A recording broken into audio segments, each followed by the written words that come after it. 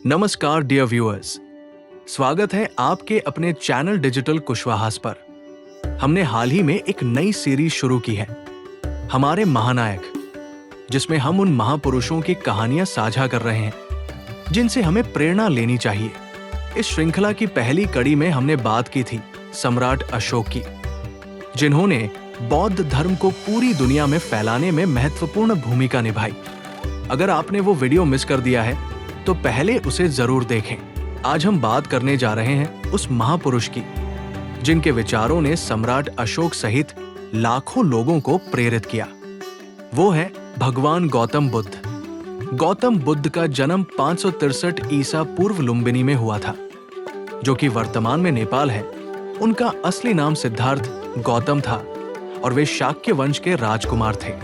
उनके पिता राजा शुद्धोधन चाहते थे कि सिद्धार्थ एक महान योद्धा और राजा बने, इसलिए उन्होंने उन्हें हर प्रकार के दुख दर्द से दूर रखा। उनकी मां महामाया देवी उनके जन्म के कुछ ही समय बाद स्वर्ग सिधार गई, इसलिए उनका पालन पोषण उनकी मौसी गौतमी ने किया। सिद्धार्थ का जीवन सुख सुविधाओं से भरा था, लेकिन एक दिन जब वे नगर भ्रमण पर निकले तो उन्होंने 4 दृश्य देखे। एक वृद्ध व्यक्ति, एक बीमार व्यक्ति, एक मृतक और एक सन्यासी। इन दृश्यों ने उनके मन में गहरा प्रभाव डाला। उन्होंने सोचा कि यदि जीवन में दुख और मृत्यु अटल है तो इनसे मुक्ति कैसे पाई जाए। एक रात सिद्धार्थ ने अपनी पत्नी यशोधरा और पुत्र राहुल को छोड़कर सत्य की खोज में निकलने का निर्णय लिया। वे अपने राजसी वस्त्र त्याग कर जंगल में सन्यासी बन गए। इसके बाद उन्होंने कई वर्षों तक विभिन्न गुरुओं से शिक्षा ली और कठोर तपस्या की, लेकिन उन्हें सच्चा ज्ञान नहीं मिला। इसी दौरान एक महत्वपूर्ण घटना घटी। सिद्धार्थ कई वर्षों तक कठिन तपस्या कर रहे थे, जिससे उनका शरीर बहुत दुर्बल हो गया था। तभी एक गांव की लड़की सुजाता वहां आई। उसने भगवान से प्रार्थना की थी कि यदि उसकी मनोकामना पूरी हुई तो वो देवताओं को खीर चढ़ाएगी। जब उसने सिद्धार्थ को ध्यानमग्न देखा तो उसने सोचा कि यही वो दिव्य पुरुष है जिन्हें वो खीर अर्पित करना चाहती थी। सुजाता ने बड़े सम्मान के साथ सिद्धार्थ को खीर अर्पित की। खीर ग्रहण करने के बाद सिद्धार्थ को ये एहसास हुआ कि अत्यधिक तपस्या से भी ज्ञान प्राप्त नहीं होता। न तो भोगविलास और न ही कठोर तप। सही मार्ग मध्यम मार्ग है। आखिरकार उन्होंने गया बिहार में एक पीपल के पेड़ के नीचे ध्यान लगाया। 49 दिनों के कठोर ध्यान के बाद उन्हें निर्वाण प्राप्त हुआ और वे बुद्ध बन गए, अर्थात ज्ञान प्राप्त करने वाले। ज्ञान प्राप्ति के बाद उन्होंने संसार में अपने उपदेशों का प्रचार शुरू किया और लोगों को बताया कि जीवन के दुखों से कैसे मुक्त हुआ जा सकता है। भगवान बुद्ध ने 4 आर्य सत्य, 4 नोबल ट्रूथ्स और अष्टांगिक मार्ग, 8 फोल्ड पाथ का उपदेश दिया। उन्होंने बताया कि 1. दुख सत्य है। 2. दुख का कारण तृष्णा, इच्छा है। 3. इस तृष्णा को समाप्त किया जा सकता है। 4. अष्टांगिक मार्ग के पालन से मुक्ति प्राप्त हो सकती है। अष्टांगिक मार्ग में सही विचार, सही वाणी, सही कर्म, सही आजीविका, सही प्रयास, सही स्मृति, सही ध्यान और सही समझ का पालन करने को कहा गया। बुद्ध ने पूरे भारत में यात्रा की और अपने संदेश का प्रचार किया। उनके प्रमुख शिष्यों में आनंद, महाकश्यप और उपाली शामिल थे। बौद्ध धर्म धीरे धीरे पूरी दुनिया में फैल गया। 80 वर्ष की आयु में 483 ईसा पूर्व उन्होंने कुशीनगर में महापरिनिर्वाण प्राप्त किया। उनके अंतिम शब्द थे, अपनी मुक्ति के लिए स्वयं प्रयास करो, सत्य ही तुम्हारा प्रकाश है। आज भी भगवान बुद्ध के विचार लाखों लोगों को प्रेरित कर रहे हैं। बौद्ध धर्म भारत, श्रीलंका, नेपाल, तिब्बत, जापान और पूरी दुनिया में फैला हुआ है। उनके संदेश आज भी उतने ही प्रासंगिक हैं जितने 2500 साल पहले थे। लेकिन ये इतना आसान नहीं था। बुद्ध के अवशेषों को लेकर राजाओं के बीच विवाद खड़ा हो गया और युद्ध की स्थिति बन गई।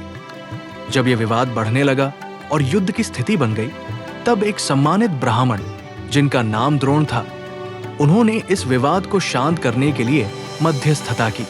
उन्होंने सुझाव दिया कि बुद्ध के अवशेषों को 8 समान भागों में विभाजित कर दिया जाए ताकि सभी राजाओं को उनका हिस्सा मिल सके और कोई युद्ध न हो।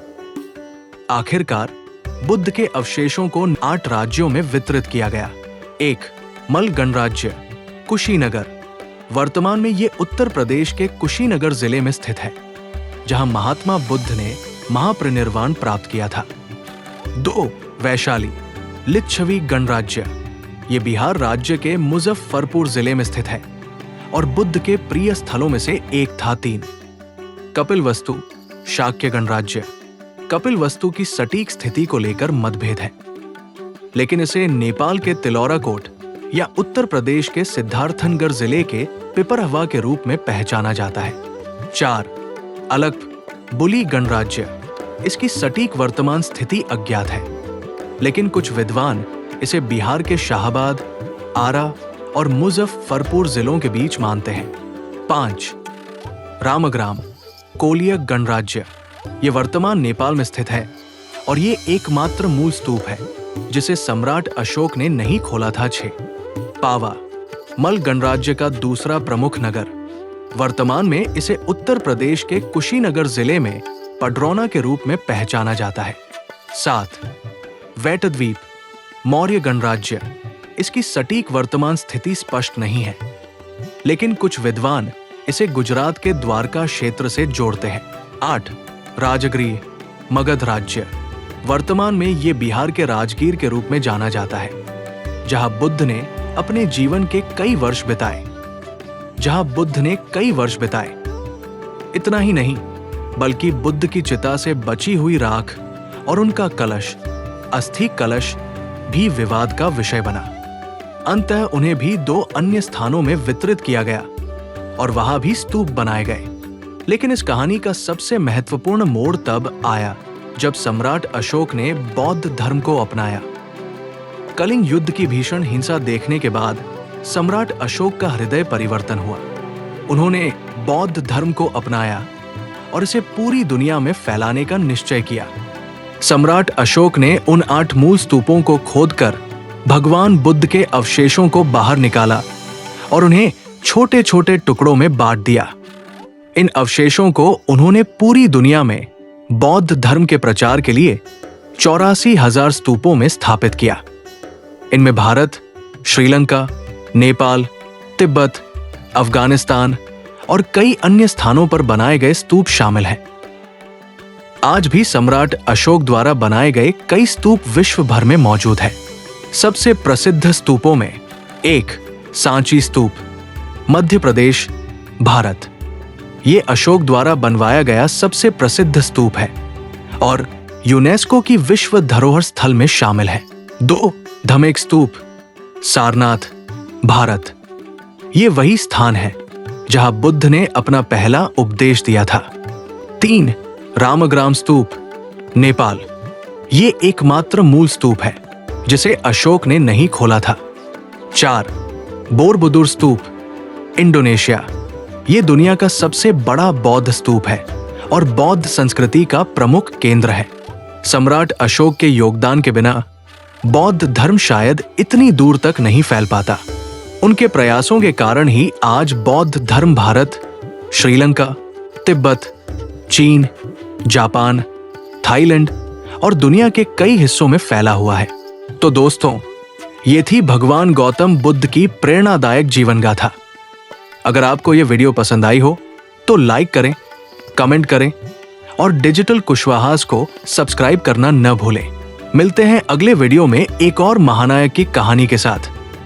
जय हिंद।